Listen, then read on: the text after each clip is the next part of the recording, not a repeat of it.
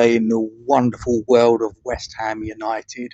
So just a couple of days after the relegation from the Premier League to the Championship has been confirmed, it also was confirmed, as I put in my earlier video, that Nuno Espírito Santo will be the manager that is expected to be in the dugout for game day 1 of the EFL Championship season.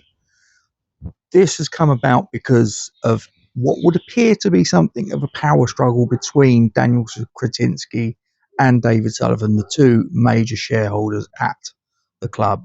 And it would appear that Daniel Křetínský has won out on this particular occasion. David Sullivan was reputedly wanting to move on to a new dawn of West Ham United, whereas Daniel Křetínský believed that the job that Nuno had done, he had made a very good fist of things and deserved at least the opportunity to start as the man at the helm for the head of the new season, which is quite an interesting turn of affairs. Where if you actually look back to when Graham Potter was moved out of the way, it was actually Daniel Křetínský that was against the appointment of Nuno at that point in time. So Daniel Křetínský has done something of an about turn, but I suppose it's the old saying, what good is having a mind if you can't be able to change it in the light of new information? So fair enough. Another little bit of news that's come out, the season ticket pricing, the prices have gone down depending upon where you sit in the London Stadium, anywhere between 10 and 30% reduction from the same price, the same seat last season, although albeit it was Premier League football you were watching. Having said that, you're going to get an extra 4 games during the league campaign. So, you know, some good news, I suppose, in amongst some bad news. As I say, I think by and large, most people would probably prefer to be watching Premier League football as opposed to Championship football, even though you're getting an extra 4 matches in the Champ. Some other news that's come out is, again, unsurprisingly, that there's been a lot of noises around players that could be moving on. The names that are being mentioned as for moving out of the door, the likes of Aaron Wan-Bissaka, Jean-Claire Todibo, a couple of the names that have been mentioned. And personally, a lot of these are not players that I will be sad to see the back of. A lot of them have not really come up to expectations, certainly not lived up to their price tags in a lot of cases. And quite frankly, what I watched, and I'm sure I wasn't alone in this, on the pitch a lot of the time, it seemed that they didn't really want to be there an awful lot of the time. So to be honest with you, I'm done with players like that as far as I'm concerned. Get what you can for them, get them out the door.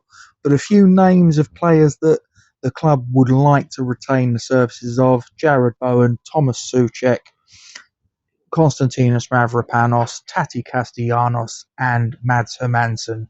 Whether we can retain them is another matter entirely, but these are the players that the club are saying that they would like to retain their services. And to be fair, if we can keep that body of players, I think that probably we would do ourselves the power of good to try and get back up at the first time of asking. I mean, Taty Castellanos, let's face it, 6 goals in 18 games is, I think, what his output was in the Premier League. Now, if he can come into the Championship and work to the sort of levels that he was working in the Premier League, then he should go from being a 1 in 3 striker to a 1 in 2.5, 1 in 2, which would be absolutely massive as far as trying to get back to the promised land that the Premier League is concerned. So, yeah, a number of things that have been going on today as I record this. Probably by the time this goes out, there'll be other little nuggets of information that goes out there. One of the things that I think is going to be quite interesting as well is the fact of that looks like the director of football is still a position that Daniel Křetínský is keen to get ironed out ahead of the season. The smart money is on Kieran Scott, who is the current incumbent at Middlesbrough. Now, the thing that I sort of like would be quite interested to see how this plays out is from the point of view that although Nuno is Portuguese and on the continent, an awful lot of these continental coaches have quite a history, if you will. It's in their DNA of working in tandem with a director of football.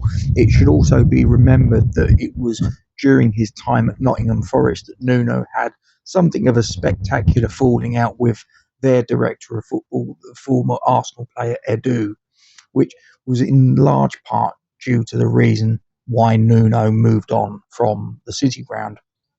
So it'd be quite interesting to see if Nuno has agreed to stay, whether this must be something that he knows is coming, because it's quite common knowledge that Daniel Křetínský is wanting to get a director of football in place ahead of the season. So you can only think that this must be something that Nuno is completely aligned with. Otherwise, why would he agree to stay? That would be my interpretation of it, unless there's something else that's at play here that me being just a regular fan, I'm absolutely clueless about. I'm not in the know, as I'm always at pains to point out. I just read the news and listen to the YouTube channels and all of the other media sources and try and sort of like have a gauge of what might be going on behind the scenes. And sometimes I'm right and sometimes I'm wrong.